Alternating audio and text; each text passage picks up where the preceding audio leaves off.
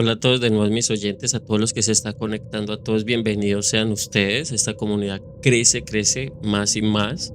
Muchas gracias a Sonoros FM, parcero que está en el máster. Gracias. Está haciendo una excelente labor. No lo haga y verá que lo van sacando yo. Ah, no,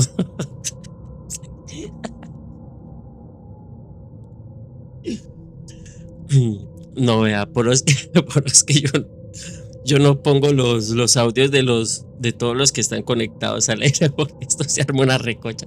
Pero sí, en serio, muchas gracias a los de Sonoros FM, a todos mis parceros, a todos mis amigos, los que han creído en este proyecto. Muchísimas gracias, ya llevamos un año ya trabajando juntos. Recuerde que este programa que yo hago es sin ánimo de lucro. Llegamos a un acuerdo pues con los chicos de Sonoros FM, así que para todos los que tengan pequeñas o medianas empresas y se quieran promocionar, ese fue el acuerdo que yo hice con ellos, que pueden tener su espacio publicitario de manera gratuita. Sí, eso fue el acuerdo, de manera gratuita por este espacio, obviamente en algunos bloques, para que su empresa crezca, ya sea pequeña, sea mediana empresa, crezcan y para que nos apoyemos todos. Aquí estamos todos para apoyarnos. Recuerden que es mejor tener amigos que plata. ¿Listo? Sí, a mi sinagoga que ya está aquí conectada. Muchísimas gracias aquí por estar pendiente. Hasta ahora no, ustedes saben que no puedo equivocarme y tampoco puedo mentir. No, eso no lo hacemos nosotros. Tengo, como digo siempre, primero están mis principios que mis deseos. Entonces todo lo que se habla aquí es con veracidad, con investigación y obviamente con mucha responsabilidad. Aquí no hablamos mentiras, aquí no hablamos de cosas pues inventadas, nada de esas cosas, no. Nosotros somos muy responsables en esto.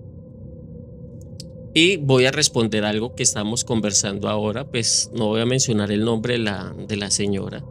Me lamentamos mucho lo sucedido, pues por la violencia, pues le arrebataron la vida a uno de sus familiares. Yo sé que es doloroso, yo pasé por algo así y eso no es fácil. Yo sé que no es fácil.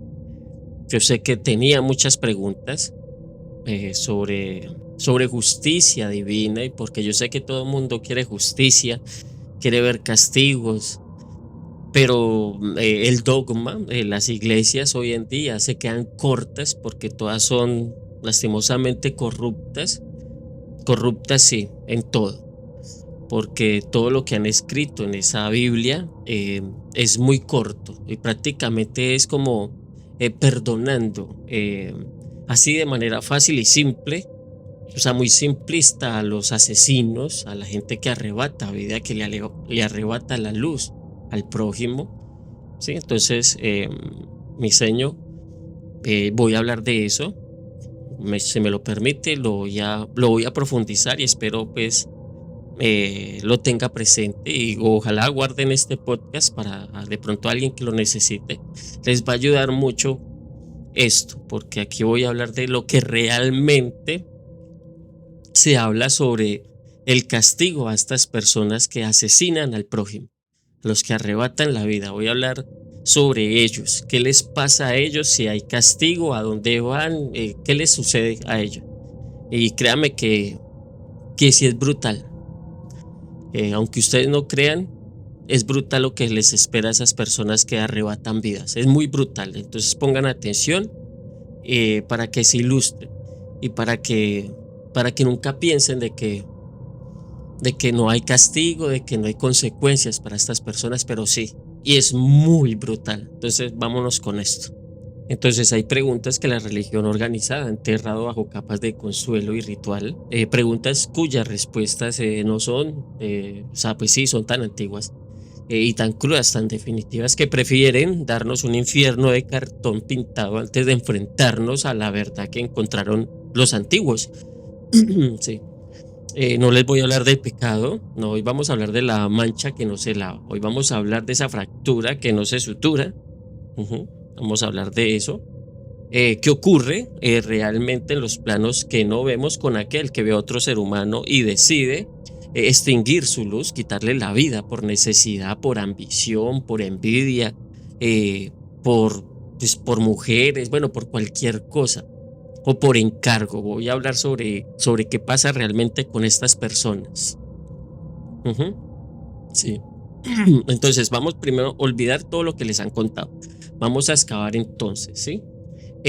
Vamos a hablar primero pues sobre lo que dicen los textos que se escondieron, los textos que se quemaron y los textos que también fueron considerados herejes, porque su verdad era un espejo demasiado claro para el lado más oscuro del alma. Entonces, mm, empecemos desde donde empezó. Esto primero vamos a hablar de Egipto. Esto vamos a hablar primero sobre Egipto porque ahí empieza todo esto. En el libro de los muertos es un manual de supervivencia para los que no saben. No para este mundo, claro está, no, sino para el siguiente. Y en su capítulo 125 le pido a mi sinagoga que me rectifique a ver si me estoy equivocando, en que no creo porque eh, yo guardo muy bien todas las enseñanzas y todo lo que he leído, todo lo aprendido. Creo que es en el capítulo 125, en el ritual del pesaje del corazón. Ahí no hay ambigüedad. Muchas gracias, ¿ves? En el libro de los muertos, en el pasaje 125, el pesaje del corazón. El difunto recita la confesión negativa. No he matado, no he hecho llorar a nadie, no he aumentado ni disminuido las medidas de grano. Pero esto no es una lista de pecados, es una declaración de peso vibratorio. El corazón, el Ib, como se conoce, el Ib, es puesto en la balanza contra la pluma de Maat, la diosa pues del orden cósmico, la de la verdad, la justicia infinita. Si el corazón es ligero, o sea, puro, el difunto pasa a los campos de Aarú, perdón, a la existencia pues consciente y eterna. Ahora, si el corazón es pesado, ahí está la clave. No es pesado por malas acciones, no, abstractas no. Es pesado por la densidad de la violencia, por el peso de la sangre, por la opacidad de la ambición desmedida. El texto no dice seres torturados, no, o serás torturado, no. Dice algo muchísimo peor que eso. A la derecha de la balanza espera a mí, la devoradora. Parte león, parte hipopótamo, parte cocodrilo. Sí, así lo escriben en el libro de los muertos, hombre. Es así. Ella no es un verdugo, no, es un vacío con dientes. Sí, sí. Si el corazón cae a mí, se lo come, lo devora, total. Así dice el libro de los muertos, pues de los egipcios. Y este es el concepto egipcio más aterrador, la segunda muerte. La aniquilación total. No es castigo activo, es la disolución del ser. El nombre es borrado de los registros. La memoria se apaga, la conciencia se desintegra total. No hay sufrimiento porque hay un tú que sufra simplemente. O sea, no hay un tú que sufre simplemente así. No, no. Simplemente dejan de ser. Ya, no hay más nada para ellos. Para esa gente no hay más nada. O sea, se murieron y se los come, ya sabe quién. Ese es en la antigüedad de Egipto, o sea, la cultura egipcia. Ya deja de ser. Mire, un papiro funerario, eso fue eso fue una dinastía. No recuerdo cuál era. La dinastía 21, sí, 21, algo así, yo no me acuerdo. A los de mi sinagoga, por favor, a todos los que estén ahí de la dinastía 21, es un papiro funerario.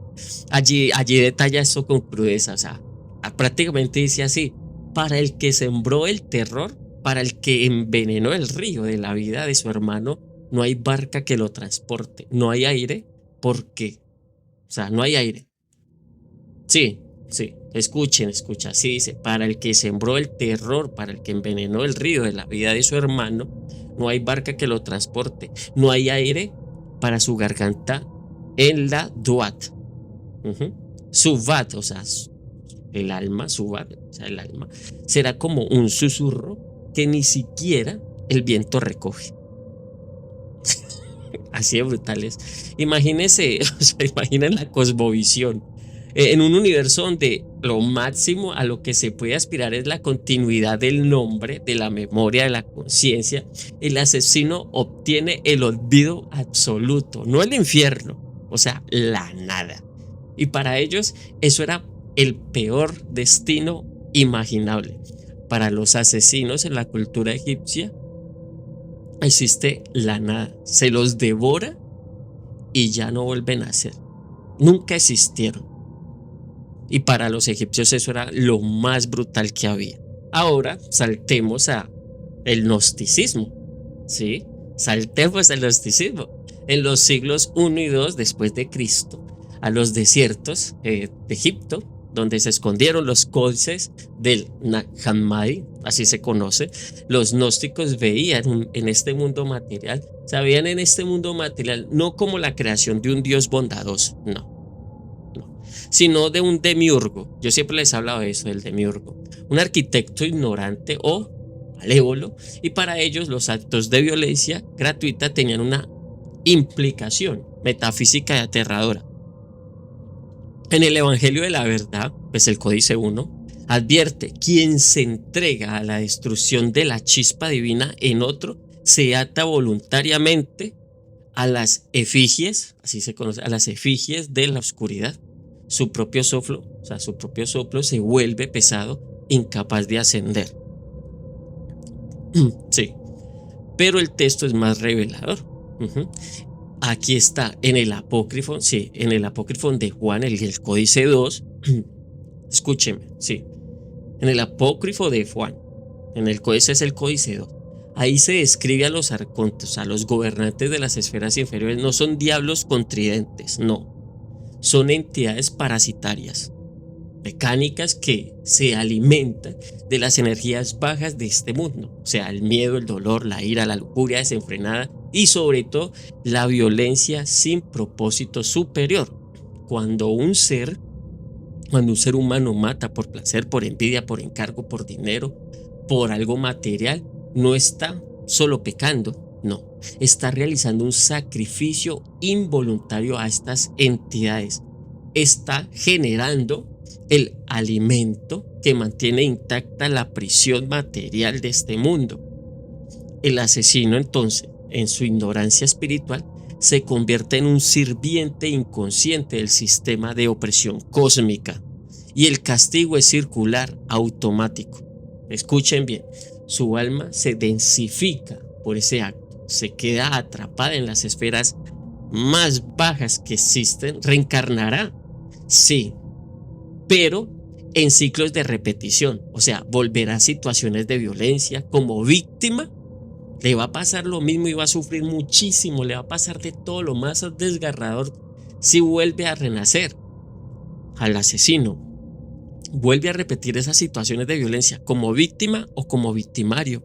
Es un bucle kármico diseñado para extraer más alimento. Sí. Eso es brutal, esto es muy brutal. Yo sé que ustedes piensan que esto no, pero eso es re brutal. Eso es el infierno prácticamente en vida, eso es horrible. En el libro hay el libro de Tomás el Contendiente, así se llama, el Códice 2 también, el libro de Tomás el Contendiente, el Códice 2, lo dice también allí sin piedad: el que mata permanecerá en la muerte, y la muerte lo gobernará, buscará salida y no la hallará, porque está, o sea, sí, porque está encadenado por lo que emanó, es decir, que la energía de la matanza crea sus propias cadenas. Literal, ya pailas. Sí, esta gente ya está re pailas. Así busquen salida, ya no la van a encontrar. Ya están condenados. Entonces, para los que han sufrido estas pérdidas violentas, créanme que sí hay un castigo brutal, aunque las iglesias, ¿cómo se llama eso? Las estructuras religiosas de ahora no te lo cuentan, porque a ellos les interesa es vender perdones, vender cosas así. Eso es patético, pero esto es mucho más brutal. Sí hay condenación y más brutal para los que matan, porque eso tiene un significado de peso. Así que tranquilos, porque la justicia existe. Y les aseguro, mi señora, y escúcheme muy bien porque yo conozco de lo que estoy hablando. Si usted no ha obrado mal en este mundo, si usted no ha obrado mal, mi señora, créame que usted, el día que ya es hora de ascender, usted no se va a encontrar a los asesinos de su hijo. Usted no se va a sentar en la misma mesa con ellos, porque eso no es así. Así que usted tranquila, porque eso no es así. No se llene el corazón con odio. No se llene con eso. Espere esa justicia, porque le estoy diciendo la verdad. Y es mucho más brutal de lo que usted puede estar sintiendo ahora. Por digo, suelte, mi señora, porque aquí le estoy dando su paz de tranquilidad, o sea, le estoy dando su parte de tranquilidad, para que suelte ese odio, para que suelte esa desesperación. Tranquila, mi señora, que hay justicia, y más pesada y más brutal de la que un humano quiere exigir, porque esto se nos escapa a nosotros de nuestra imaginación. Ahora hablemos sobre la filosofía griega oscura, ¿sí? La tiranía interior, así lo llamaban. Antes de que Sócrates, espérate que la moto, antes de que Sócrates hablara de la virtud, hubo voces más sombrías, como Heráclito, Heráclito de Efeso.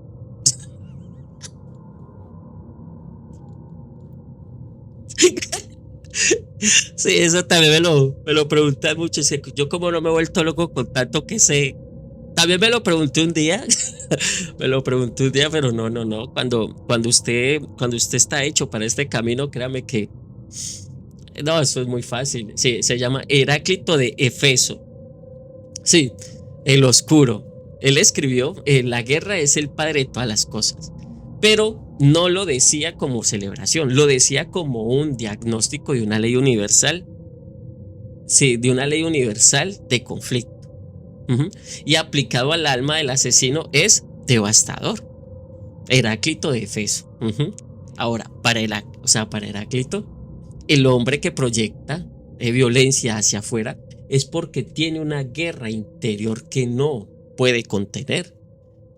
O sea, sí, su logos, o sea, pues su logos es razón, el orden interno, el todo está roto. Es un cosmos en caos. Pero, sí, pero es Platón, aquí entra Platón en las leyes, en ese coso de las leyes que él escribió, dice, quien da el golpe más psicológico, o sea, él da el golpe mucho más psicológico aquí, ¿sí? Discute, pille, sí, Platón aquí discute el homicidio, dice que, sí, discute que, sí, el homicidio, estamos hablando del homicidio, dice que el mayor mal no recae en la víctima, no, que es liberada de sus males prácticamente, sino en el verdugo, o sea, en el que comete el crimen. El asesino, dice Platón, contrae la enfermedad más grave del alma, la injusticia interior. Su alma queda desamornizada, así se le dice. Sí, pues que pierde la armonización para siempre. Se convierte en un tirano de sí mismo, vivirá atormentado por la desconfianza, el miedo a ser tratado como él trató al otro, y por un odio hacia sí mismo que es la réplica exacta del odio que proyecta. Sí, el castigo es, o sea, sí, es inman, ¿cómo? Es que eso tiene, sí, o sea, el castigo es inmediato, sí. Sí, el castigo es inmediato. Tiene otra palabra, pero es inmediato. Es la imposibilidad de paz. No haya paz. De amistad verdadera tampoco la encuentra. La autenticidad de amor tampoco encuentra nunca eso. Así que aquellos que se enamoren de un asesino, de un arrebatador de vidas y de luz, si te llegan a decir que te aman, les están mintiendo. Por el amor de Dios, no crean en esas personas que han quitado luz. Ellos ya no saben qué es amor. Esas personas no tienen alma. Esas personas no saben dónde están deambulando y lo que los espera. Aquellos que crean que esas personas pueden, pueden emanar amor, están muy equivocados. Ese pajazo mental no se lo trague. Yo le estoy diciendo con veracidad, con libros antiguos prohibidos y muy sabios espirituales. Esto no lo digo yo, esto lo dicen los grandes sabios de nuestras civilizaciones. Sí, señor. Sí, a ellos, o sea, no espera al Hades, no, señora. Se lleva su Hades dentro. Ellos llevan ese Hades dentro del Hades, pues es el inframundo. Hay un libro en La República, ya que me acordé, describe al alma del tirano como la más esclava de todas, gobernada por un hombre lobo, llamémoslo así, interno que lo devora constantemente. Ahorita toquémoslo desde la cábala primitiva y el hebreo arcaico, porque lo estoy tocando desde todas las culturas que hablan de esto. Antes del Talmud, antes de la teología, o sea, la sistemática, había un entendimiento Rau. Sí, R-A-W, vibratorio. Entendimiento Rau vibratorio. En el Génesis 4:10, cuando Caín mata a Abel, Dios dice: la voz de la sangre de tu hermano clama desde la misma tierra. Clama desde la misma tierra, sí, pues desde la tierra. La palabra hebrea para clama es Zoaka. Zoaka. T-Z-O-A-K-A. Zoaka. Un grito, un alarido de angustia. Para clama, Zoaka. Entonces lo que hizo Abel fue un grito alarido de angustia. En la tradición mística, sí, la más temprana, esto no era poesía, era física espiritual. La sangre derramada con injusticia imprime una vibración de trauma en el mismo tejido de la realidad, en la tierra, llamémoslo así. El asesino queda vinculado energéticamente a ese grito. Donde quiera que vaya, lleva consigo esa frecuencia distorsionada. De eso no se libera. Ahora, la cábala luriana, la cábala luriana habla del Kelipat Nogá, Kelipat Nogá y Kelipot Totemot. Sí, pero guarden este podcast y investiguen y verán, yo no les estoy hablando popó. Sí, el Kelipot Totemot. Sí, las Kelipot son cáscaras, pues, o vasijas rotas que atrapan la luz divina. La Nogá, o sea, la Nogá es una cáscara translúcida con algo de luz. Las Totemot son cáscaras opacas, completamente impuras. Ahí les expliqué todo esto. ¿Sí? El acto de asesinar entonces por bajas pasiones fortalecen las Kelipot Totemot alrededor del alma para el perpetrador. Lo envuelven en una capa de oscuridad activa que lo aísla de cualquier flujo de Chisit, así se, Chisit, o sea, de misericordia, sí, de misericordia o, ¿cómo es? Rachamín, Rachamín, compasión. Pues se lo digo como dicen los libros, sí, misericordia y compasión. Ellos ya están envueltos lejos de ese flujo, ya no tienen misericordia y no tienen compasión. Su castigo es ¿cómo es? El Gilgi, el Gilgul, Gilgul, sí, creo que es el Gilgul, el Gilgul. A mi sinagoga, a mi prelato, Gilgul o Gilgul. Listo, Gilgul. La rueda de las reencarnaciones forzadas y traumáticas. No para aprender, sino para reparar. Y la reparación, o sea, que se le conoce como tikkun, puede implicar volver a sufrir el mismo dolor que infligió. No por venganza, obviamente, sino por el reequilibrio del flujo de la energía cósmica que él mismo interrumpió. El Zohar, sí, el Zohar es gráfico. Sí, el Zohar, o el Zohar, pues. El que derrama en el Zohar dice que el que derrama sangre, su alma se adhiere a la sangre y no ascenderá hasta que la tierra que la bebió la libere. Eso dice el Zohar. Y estamos hablando de la cábala primitiva. Eso lo dicen los de la cábala primitiva. Ahora bien, vamos a hablar de el perdón imposible. lo que los textos susurran. Y aquí, mi señora, si está aquí, espero ponga atención. Espero pongan todos mucha atención y que reenvíen este podcast a aquellos que hayan perdido a un ser a manos de la violencia cruda de seres sin almas, devoradores de sangre y de luz humana. ¿Sí? Y aquí vamos a llegar a la pregunta brutal. ¿Hay perdón? Pues que esa fue la pregunta que mi señora me hizo. Sé cómo me la hizo, sé cómo tenía los ojos y la voz quebrada. Pero no hay nada más triste que te llene uno más el alma, te inunde, que ver los ojos de alguien clamando por justicia. Y también una pregunta tan dolorosa que la quebranta toda, diciendo que si esas personas tienen perdón. Y créame que cuando escuchan la ley cristiana católica romana, dice sí que todo mundo tiene perdón, eso duele aún más. Porque esto es injusto y créame que sí lo es, pero mi señora, tranquila. La pregunta brutal es, ¿hay perdón? Y se lo voy a contestar. Se lo voy a contestar. Los textos, mi señora, y a todos, los textos en su mayoría guardan un silencio elocuente. No hablan de perdón divino para estos casos. Escuchen, no habla de perdón divino para estos casos.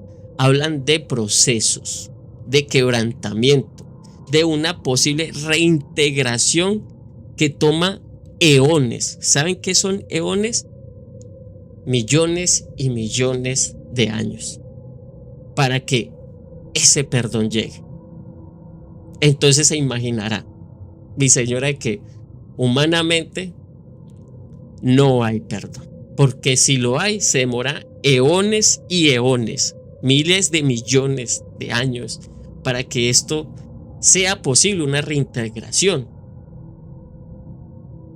O sea, es muchísimo tiempo y muchos no alcanzan eso, prácticamente nadie lo alcanza.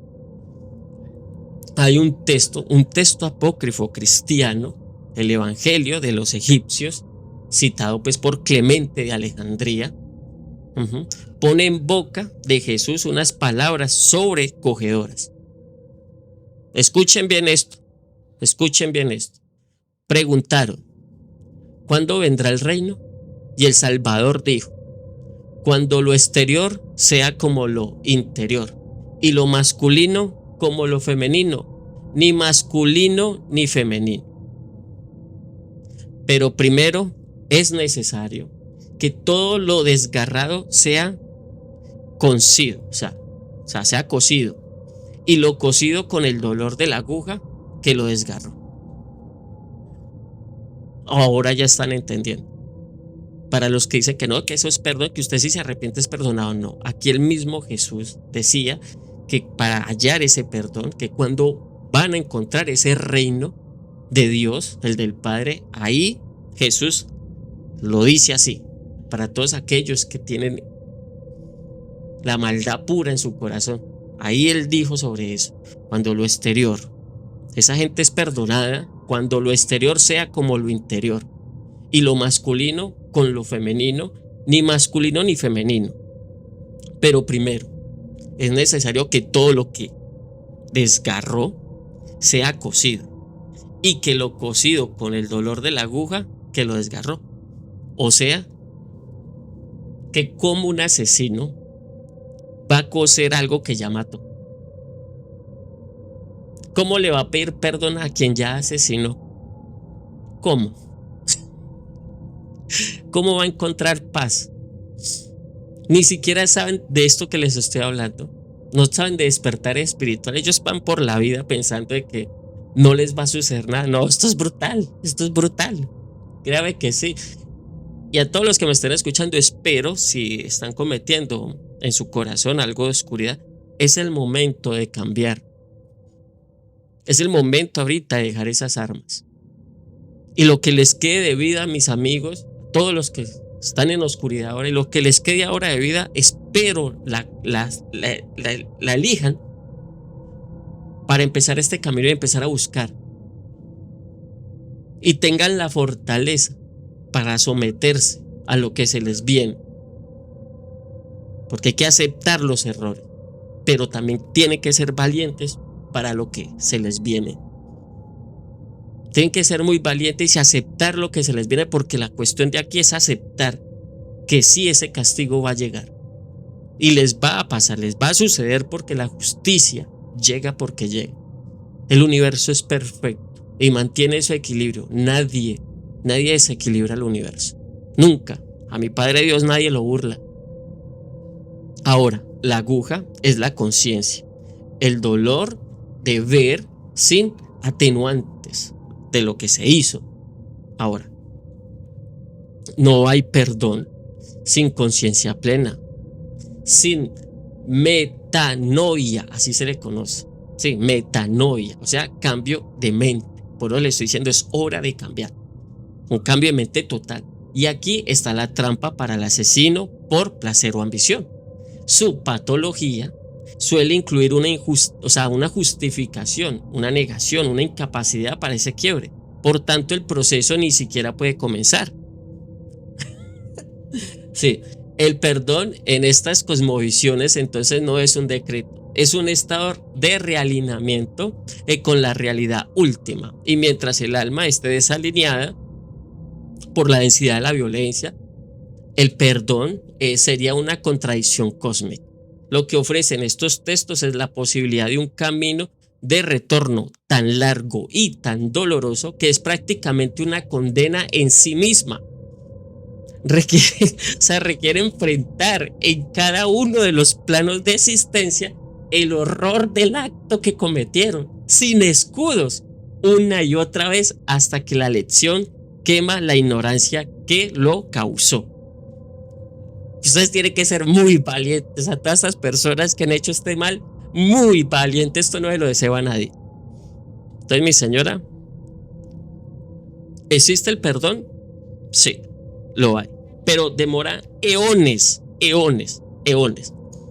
miles de millones de años, y es difícil conseguirlo. Para una mente ignorante es difícil conseguirlo. Entonces, no se preocupe, mi señor, que el universo es perfecto y el equilibrio se mantiene. Para estas personas hay castigo, y el castigo más horrible que haya. No hay imaginación humana que lo pueda ni siquiera escribir. Entonces, hay castigo para los que matan por placer, pues por envidia, por dinero, por encargo, lo que sea. Pues obviamente, pues según los libros, que el poder enterró, pues que todas estas élites se enterraron para su conveniencia. ¿Sí? Sí. Pero no es el castigo que imaginamos. No es un Dios con barba blanca lanzando rayos. No. Es la ley de causa y efecto operando en el plano del alma. Es la devolución por Anmé, la aniquilación del yo. Prácticamente dejan de existir, ya no vuelven a ser. Es la servidumbre de los arcontes convertirte usted en una batería para las entidades que te usan. Eso es peor. Es la tiranía interior de Platón, una jaula de tus propios miedos y odios. Eso es un infierno. Es un infierno viviente. Eso es horrible. Es el grito en la tierra que te sigue, vibrando en tu propio ser, viviendo todas las, ¿cómo llamas? Las reencarnaciones con miedo, perseguido, muerto. Siempre lo va a perseguir ese dolor. Es el peor castigo, como le pasó a Caín. Una torturada espiritual horrible, la mente, todo. Eso fue horrible. Y ahora, en el Gilgul, la rueda del renacimiento forzado en la tragedia, hasta pagar una deuda que la mayoría ni siquiera recuerda. Entonces, ¿hay perdón? Solo hay un camino. Solamente hay un camino, el quiebre total, el reconocimiento sin paliativos. Y para algunos espíritus, según estos textos, ese quiebre puede tardar siglos y milenios, eras, o sea, eones. La justicia humana es ciega y torpe. La justicia divina en textos es lenta, fría e implacable como la física. Pero la justicia del alma, esta es instantánea. En el momento en el que la mano se alza con intención oscura, la cadena ya se forjó y el castigo comienza. Porque es que el mayor infierno no está en el otro lado, está en habitar por toda la eternidad que toque el desierto que elegiste crear dentro de ti mismo. Así que, mi señora, no se preocupe. Le aseguro, tan cierto como que mi Padre Dios existe, usted, mi señora, no se va a sentar en la misma mesa con los verdugos de su familiar. Usted no va a compartir esa mesa. No crean esos cuentos fantásticos que le vende la católica, que le venden todas sus religiones. Olvídese de eso. Porque créame, mi señora, que la justicia llega y ya comenzó. No se preocupe. Pero no se llene de odio. Libérese de esto. Y deje que el universo, que mi Padre Dios, se encargue de todo. Porque todo ya comenzó.